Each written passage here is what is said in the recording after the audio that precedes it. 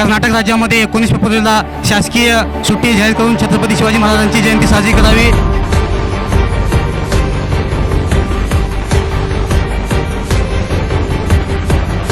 मराठ्यांना आरक्षण मिळालंच पाहिजे। जय जिजाऊ, जय जिजाऊ।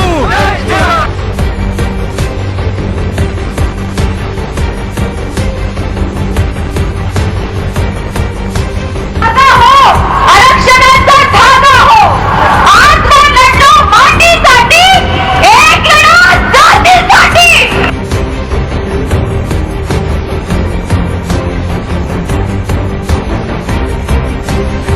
बहुसंख्येने मराठा समाज एकत्र येऊन एक मूक मोर्चा काढतोय।